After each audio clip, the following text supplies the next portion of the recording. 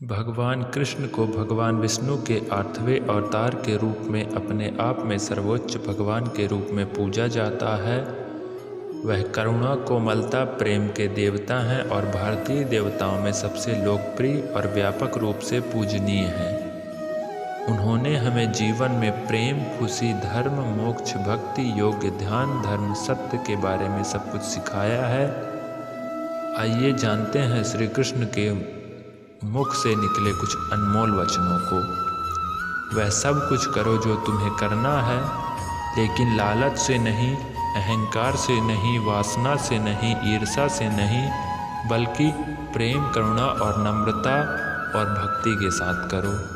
भगवान श्री कृष्ण इस अनमोल वचन के माध्यम से कार्य करने की नीयत का उल्लेख कर रहे हैं। जब किसी भी कार्य करने में अगर लालच होगा, बेईमानी होगी, जलन होगी, तो वो काम ना तो सही होगा और ना ही उसके परिणाम फलदायी होंगे। इसके अतिरिक्त जिस कार्य को हम पूरे मन से प्रेम पूर्वक करेंगे तो वो ना सिर्फ हमारे लिए बल्कि समाज के लिए भी हितप्रद होगा। नरक के 3 द्वार हैं, काम, क्रोध और लोभ। जो व्यक्ति कामी प्रवृत्ति का होता है, जिसके मन में लोभ होता है और जो अत्यधिक क्रोधी स्वभाव का होता है, उसके लिए नरक के द्वार सदैव खुले होते हैं। अर्थात ऐसे व्यक्ति को तो सिर्फ नरक में ही जगह मिलती है। मैं ही सृष्टि का आदि हूँ, मैं ही मध्य और मैं ही अंत हूँ। भगवान श्री कृष्ण इस सृष्टि के पालनहार हैं। वही इस संसार की शुरुआत थे और वही मध्य हैं और वही अंत होंगे। जो आप जो चाहते हो उसके लिए लड़ने की कोई बात नहीं है। जो खोया उसके लिए मत रो। मनुष्य सब कुछ चाहता है पर सब कुछ उसे नहीं मिल सकता। आपको जो नहीं मिलता उसके लिए पश्चाताप मत करो। और जो आपसे खो गया है, जो आपसे अलग हो गया है, उसके लिए निराश मत हो। मैं सभी प्राणियों के हृदय में स्थित आत्मा हूँ। मैं सभी प्राणियों का आदि, मध्य और अंत भी हूँ। हर व्यक्ति श्री कृष्ण से जुड़ा है और श्री कृष्ण हर व्यक्ति से जुड़े हैं। वह हमारे आदि, मध्य और अंत हैं। ठंड या गर्मी, सुख या दर्द का अनुभव करें। ये अनुभव क्षणभंगुर हैं, वे आते हैं और चले जाते हैं। उन्हें धैर्यपूर्वक सहन करें। समय एक सा नहीं रहता। आज दुख है तो कल सुख भी आएंगे और सुख के बाद दुख भी आना स्वाभाविक है। आपको पूरे धैर्य और श्री कृष्ण पर विश्वास के साथ आपका जीवन निर्वाह करना चाहिए। सत्य कभी नष्ट नहीं हो सकता। अच्छा करने से नहीं डरना चाहिए।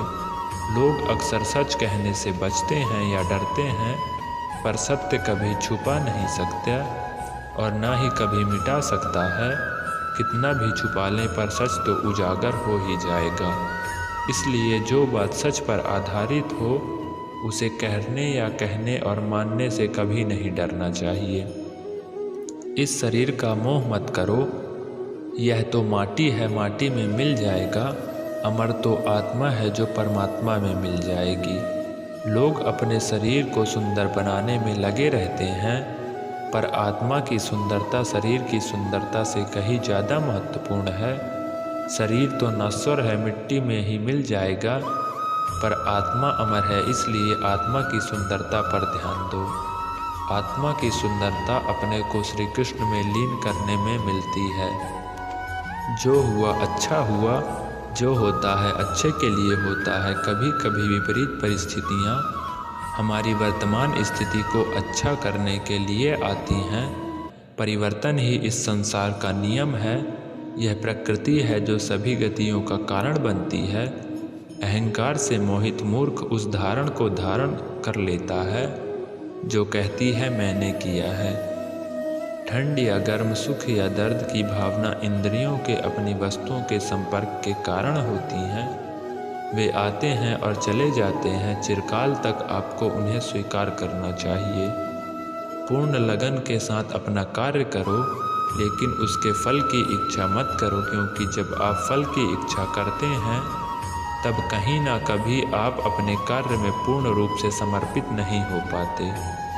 गति के लिए चरणों पर ध्यान देना आवश्यक है, किंतु प्रगति के लिए सदैव आचरण पर ही ध्यान देना चाहिए। प्रकृति द्वारा निर्धारित कर्तव्य का पालन करते हुए व्यक्ति ने कोई पाप नहीं किया। जिसका मन उसके वश में नहीं है उसके लिए उसका मन शत्रु के समान है। वो मूर्ख है जो प्रेम को बकवास कहते हैं। प्रेम इस दुनिया की जड़ है जिससे दुनिया बनी है। अपनी इच्छा की शक्ति से अपने आप को नया आकार दें। अपने आप को कभी भी स्वेच्छा से नीचा ना होने दें। बुद्धिमान अपनी चेतना को एकीकृत करते हैं और कर्म के फल के प्रति आसक्ति को त्याग देते हैं। मनुष्य अपने विश्वास से निर्मित होता है। जैसा वह विश्वास करता है वैसा वो बन जाता है। कर्म का वास्तविक लक्ष्य आत्मा का ज्ञान है। हम जो कुछ भी हैं वह हमने जो सोचा है उसका परिणाम है। हम अपने विचारों से बने हैं। हम अपने विचारों से ढाले जाते हैं। ऐसा कोई समय नहीं था जब मैं नहीं था, ना आप ना ही इनमें से कोई राजा, ना ही कोई भविष्य जिसमें हम नहीं रहेंगे। अपरिपक्व लोग सोचते हैं कि ज्ञान और क्रिया अलग अलग है, लेकिन बुद्धिमान उन्हें एक ही मानते हैं। आत्मा अमर है, ना तो इसे कोई शस्त्र काट सकता है और ना ही अग्नि इसे जला सकती है। जल इसके तेज को बुझा नहीं सकता और ना ही वायु इसे सुखा सकती है। किसी और के जीवन की नकल को पूर्णता के साथ जीने की तुलना में अपने भाग्य को अपूर्ण रूप से जीना बेहतर है। आप बुराई से कुछ समय के लिए बच सकते हो, लेकिन बुराई तो हम तुम्हें हजारों की भीड़ में भी ढूंढ लेगी, जैसे गायों के झुंड में बछिया अपनी माँ को ढूंढ लेती है। सभी जीवों का निर्माता मैं हूँ। किसी जीव को कष्ट देकर तुम मुझे खुश कैसे देख सकते हो? कृष्ण का सेवक बनकर ही जीवन सफल होता है।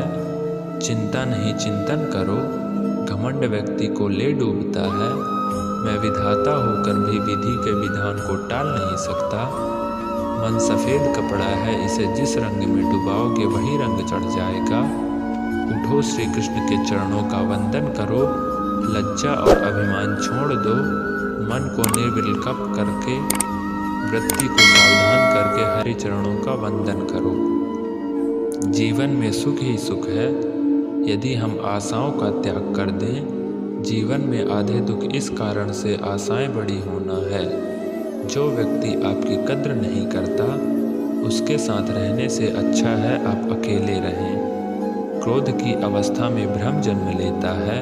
भ्रम बुद्धि को नष्ट कर देती है और बुद्धि के नष्ट होते ही व्यक्ति का पतन हो जाता है। मैं सभी प्राणियों को समान रूप से देखता हूँ। मेरे लिए कोई बड़ा छोटा अमीर गरीब नहीं है, ना कोई मुझे कम प्रिय है ना अधिक, लेकिन जो मेरी प्रेम पूर्वक आराधना करते हैं मैं सदैव उनका रहूँगा। तेरा मेरा छोटा बड़ा अपना पराया मन से मिटा दो, फिर सब तुम्हारा है और तुम सबके हो।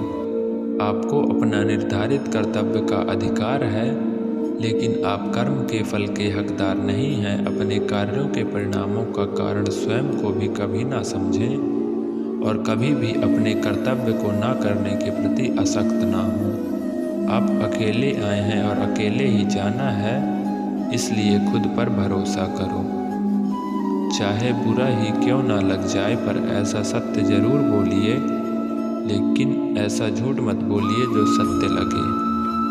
प्रेम का अनुभव एक ऐसा अनुभव है जो व्यक्ति को कभी परास्त नहीं होने देता। आत्मविश्वास और नरक के 3 द्वार हैं, वासना, क्रोध और लोभ। वक्त से हारा या जीता नहीं जाता, बल्कि वक्त से तो सीखा जाता है। यदि मन बेचैन है तो इसे नियंत्रित करना कठिन है, लेकिन अभ्यास से इसे वश में किया जा सकता है। तुम्हारे मन की गतिविधियों, होश, हवास और भावनाओं के माध्यम से मेरी शक्ति तुम्हारे साथ है और लगातार तुम्हें बस एक साधन की तरह प्रयोग करके सभी कार्य कर रही है। हर किसी का जन्म किसी न किसी कारण से होता है। इसे पहचानो और बस कर्म करते रहो।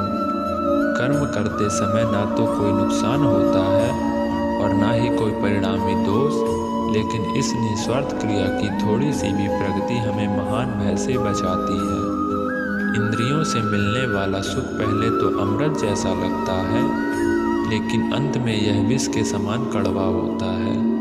जिसने अपने मन पर विजय प्राप्त कर ली, उसके लिए मन सबसे अच्छा मित्र है, लेकिन जो ऐसा करने में असफल रहा, उसके लिए मन सबसे बड़ा शत्रु है। तुम्हारा कर्तव्य ही तुम्हारा धर्म है। जीवन ना तो भविष्य में है, ना ही अतीत में है। जीवन तो बस इस पल में है, जीवन तो इस क्षण का नाम है। तुम्हारी पीड़ा के लिए मेरे पास एक उद्देश्य है, तुम्हारे संघर्ष का एक कारण है और तुम्हारी सच्चाई का प्रतिफल है। मेरा विश्वास करो और हार मत मानो। वह मुझे प्रिय है जो सुख के पीछे नहीं भागता और ना दुख से दूर भागता है, ना शोक करता है, ना लालसा करता है, वरन वस्तुओं को वैसे ही आने देता है जैसे हो जाता है। मोह में पड़कर अपने कर्तव्य को ना भूलें। संदेह करने वालों को ना तो इस दुनिया में और ना उस दुनिया में खुशी मिलती है। खुशी की कुंजी इच्छाओं की कमी है। धन है मनुष्य जन्म, स्वर्गवासी भी इस जन्म की कामना करते हैं, क्योंकि सच्चा इंसान, सच्चा ज्ञान और शुद्ध प्रेम मनुष्य को ही मिल सकता है। आपके सिवा दुनिया में कोई भी नहीं आपको परेशान कर सकता। कर्मयोगी अपने मन और बुद्धि की शुद्धि के लिए ही अपने शरीर, मन, बुद्धि और इंद्रियों के साथ आसक्ति रहित होकर कर्म करते हैं। पशुओं में मैं ही सिंह हूँ, पक्षियों में मैं ही चील गरुड़, मैं ही प्रहलाद हूँ जो राक्षसों के बीच पैदा हुआ हूँ, और उन सभी उपायों में मैं समय हूँ। हे अर्जुन, जो मन मेरे द्वारा इंद्रियों पर लगाम लगाता है और इसके बजाय कर्मयोग अपने कर्म अंगों के माध्यम से बिना किसी आसक्ति से निष्पादित करता है, वह श्रेष्ठ है।